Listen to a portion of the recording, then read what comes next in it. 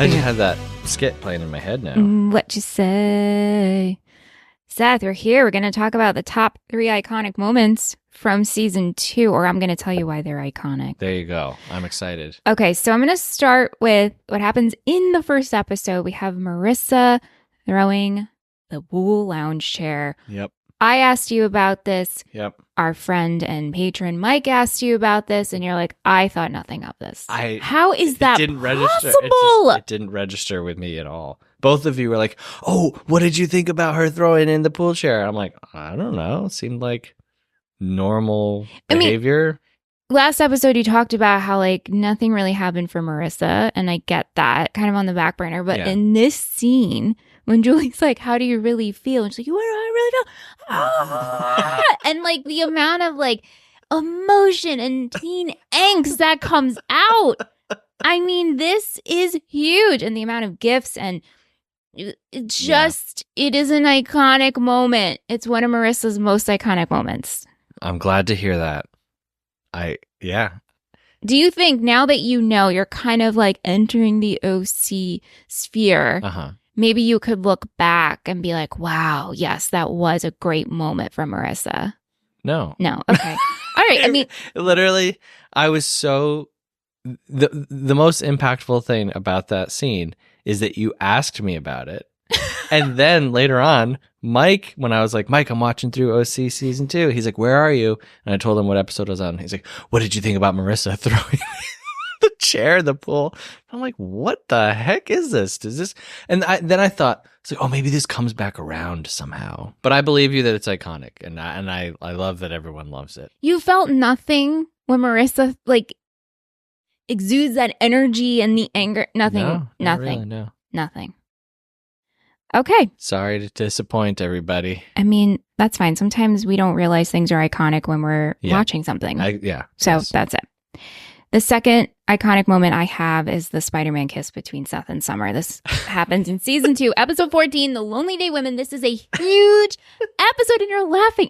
Why are you laughing? Rainy Day Women. Rainy Day Women. I said Lonely Day because I have the Lonely Island on my mind. Yes. Michelle and I just watched the Dear Sister skit, which I had not seen before.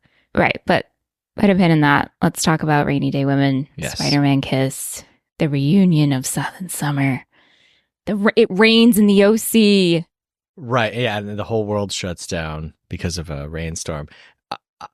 This was like almost an experiment in how many things have to happen in order to get to this shot that we want. Yeah. You mean the upside down kiss? Yes. When Seth gets on the roof when he gets on the roof with a rope, I'm like, what are we doing? And then I was like, Seth is about to die. Like literally, I was like, oh my God. Wow. Okay. It's like, oh my God, they're going to kill Seth Cohen halfway through season 2.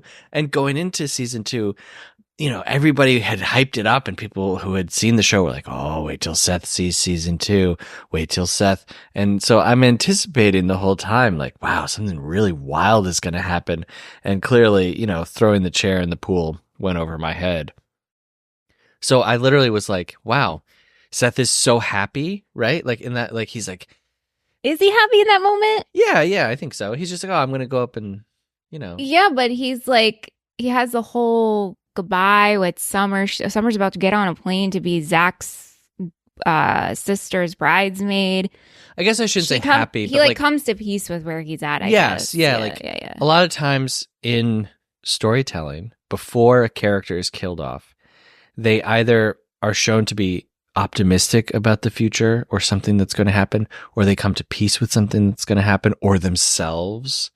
And then they get to do something heroic and then they die. So Seth, like on the roof, I was like, oh my God. Like, yeah, anyway. You thought they would kill Seth Cohen? Maybe not kill him, but I was like, maybe he's going to fall off the roof and he'll be in the hospital for the next several episodes, or yes, maybe he'll die. Yeah. So Seth is wearing his Spider-Man mask. That's what he wears in the rain.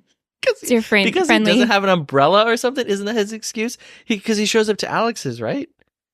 Yeah. Mm-hmm. And he's wearing the mask? Yeah. And he's like, yeah, I didn't have an umbrella. It's his hood. Or I didn't have a hat or but something. But it is so sad. It fits into the whole comic book thing. Yes.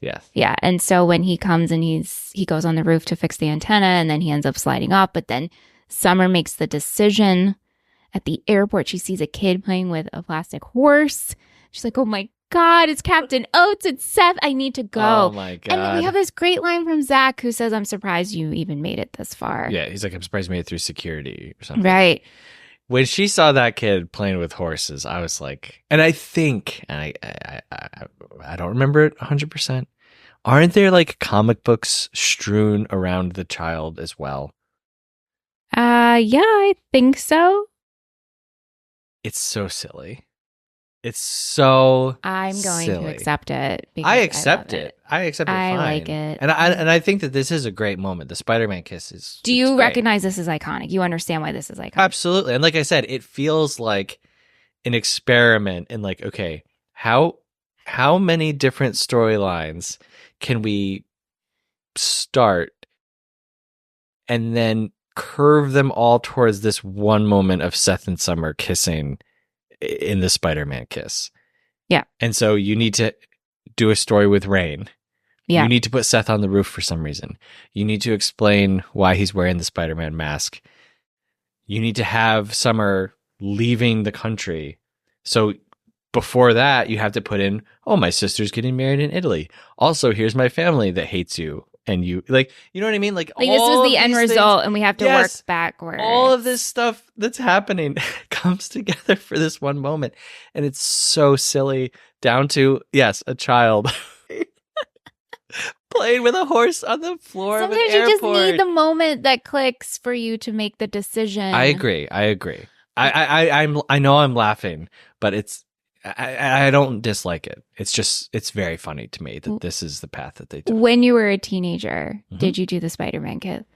I did this with my boyfriend. I think I did. Which was like a huge thing. I think I did. I think I was not hanging upside down though. I think I was just like, no, on the bed. It was always on the bed, and it was like, okay, wait, like kind of hang your head off the bed. I think I did. And I'm going to kiss you upside down. Side of a couch. Yeah. Okay. We all had the Spider-Man moment. Yeah. Not like this. And you're like, oh, kissing upside down is just difficult. Kind of like, not as good, it turns out. No, it's not as good. Yeah. All right. The third iconic moment, Marissa shoots Trey.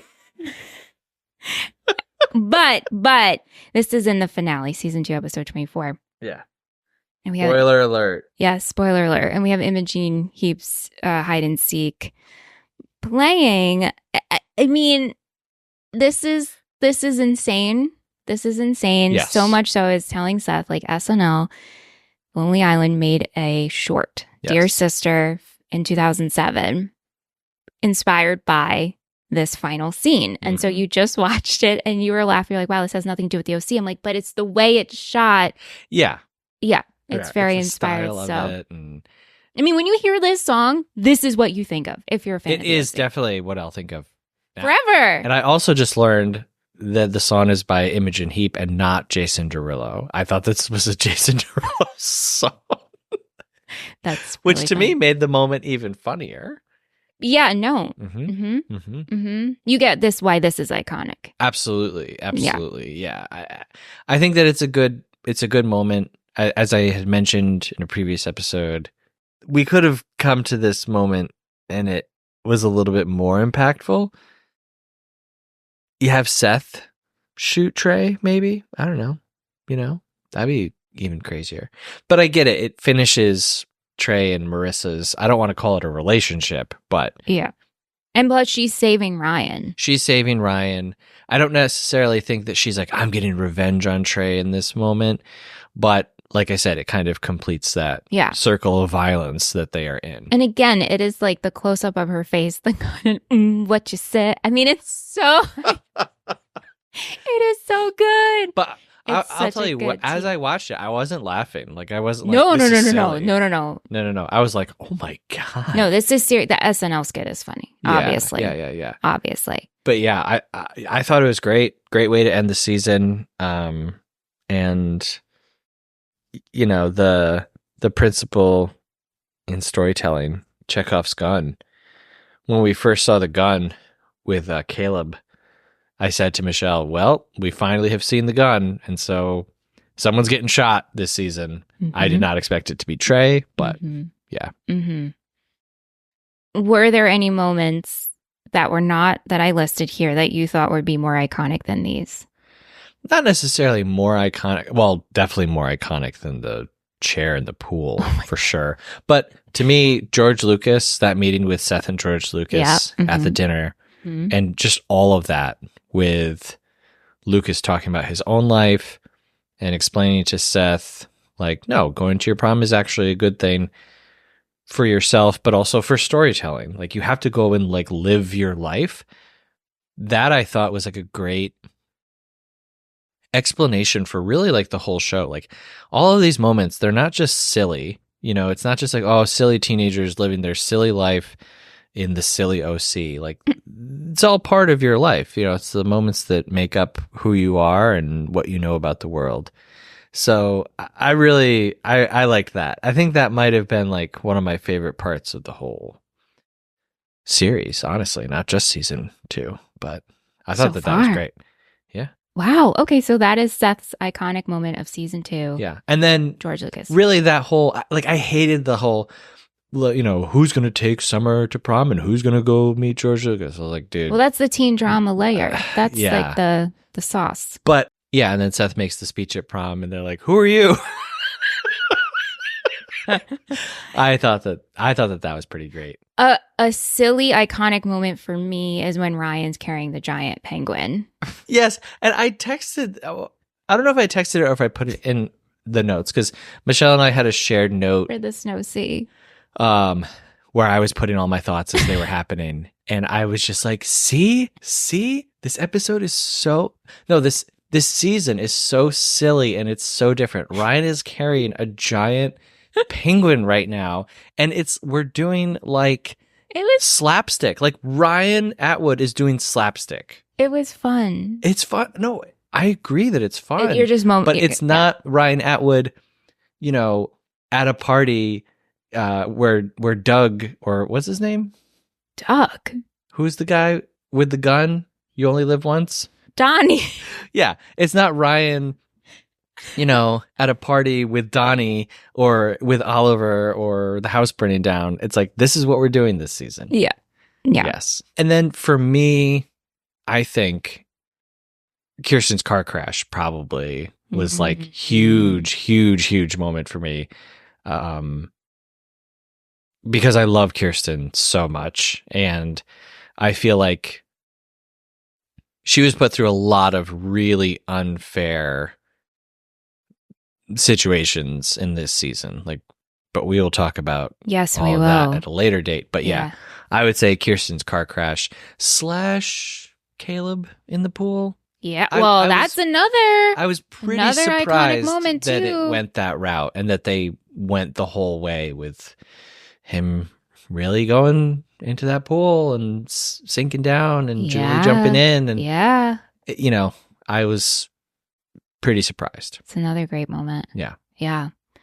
All right, cool. Next week, we're going to be talking about the New Kids on the Block, not the band, but our new additions to season 2 with our good friend and movie friend patron, Dan. I'm excited to talk to him about that. Very excited to go down the block with the new kids. That's right.